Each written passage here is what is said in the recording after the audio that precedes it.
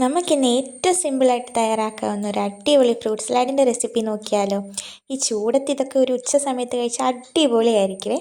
അതിന് വേണ്ടിയിട്ട് നമ്മൾ ഇത്രയും ഫ്രൂട്ട്സാണ് എടുത്തേക്കുന്നത്. നമ്മളിവിടെ നല്ല ഞാലിപ്പൂവിൻ്റെ പഴം എടുത്തിട്ടുണ്ട്. പിന്നെ ഒരു ചെറിയ ഏത്തപ്പഴം എടുത്തിട്ടുണ്ട്.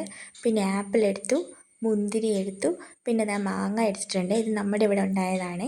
പിന്നെ കൈതച്ചക്കയും നമ്മൾ എടുത്തിട്ടുണ്ട്. ഇനി നമ്മളൊരു ബൗളിലേക്ക് ഒരു 100 ml പാലെടുക്കുന്നുണ്ട്. ആ പാല് നമുക്ക് നമ്മുടെ കസ്റ്റർഡ് പൗഡർ മിക്സ് ചെയ്ത് വെക്കാനായിട്ടാണ്. നമ്മളിപ്പോൾ ഇവിടെ 2 ടേബിൾ സ്പൂൺ കസ്റ്റർഡ് പൗഡറാണ് എടുത്തിരിക്കുന്നത്. ഇത് വാനില ഫ്ലേവർ കസ്റ്റർഡ് പൗഡറാണ്. പല ഫ്ലേവർ അവൈലബിൾ ആണ് കേട്ടോ. നിങ്ങൾക്ക് ഇഷ്ടമുള്ളത് നിങ്ങൾക്ക് ചൂസ് ചെയ്യാം. ഇനി നന്നായിട്ട് ഇങ്ങനെ ലംസ് ഒന്നും ഇല്ലാതെ കട്ടിയൊന്നും കെട്ടാതെ നന്നായിട്ട് മിക്സ് ചെയ്ത് മാറ്റി വയ്ക്കാവേ. ഇനി ബാക്കി വരുന്ന പാല് നമ്മൾ ഒരു പാൻ അടുപ്പത്ത് വെച്ച് ചൂടാക്കാവേ. ആ പാലിലേക്ക് നമുക്ക് മധുരത്തിന് ആവശ്യമായി പഞ്ചസാര ചേർത്ത് കൊടുക്കാവേ. ഞാനിപ്പോൾ ഇവിടെ 2 ടേബിൾ സ്പൂൺ പഞ്ചസാരയാണ് ചേർത്ത് കൊടുക്കുന്നത്. അതൊക്കെ നമ്മുടെ മധുരത്തിൻ്റെ ഇഷ്ടം അനുസരിച്ച് നമുക്ക് ചേർത്ത് കൊടുക്കാവുന്ന കേട്ടോ. ഇനി നന്നായിട്ട് അതൊന്ന് തിള കയറി വരുമ്പോൾ നമ്മൾ നേരത്തെ മിക്സ് ചെയ്ത് വെച്ചേക്കുന്ന നമ്മുടെ കസ്റ്റേർഡിൻ്റെ മിക്സ് നമുക്ക് ഇതിനകത്തേക്ക് ചേർത്ത് കൊടുക്കാം കേട്ടോ.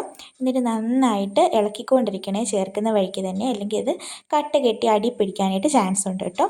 ഇനി നന്നായിട്ട് ഇങ്ങനെ ഇളക്കി ഒരുമാതിരി കുറുകി വരുന്നുണ്ട് കേട്ടോ.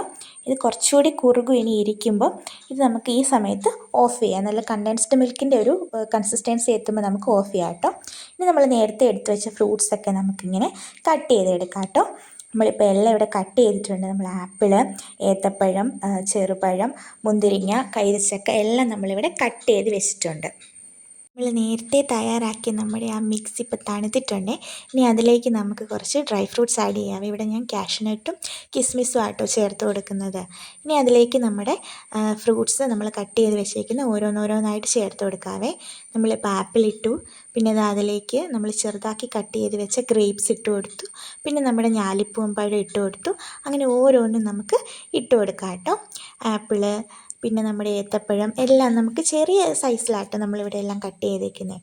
അങ്ങനെ എല്ലാം ആഡ് ചെയ്തിട്ട് ഇനി അതെല്ലാം കൂടി നന്നായിട്ട് നമുക്കൊന്ന് മിക്സ് ചെയ്തെടുക്കാം കേട്ടോ.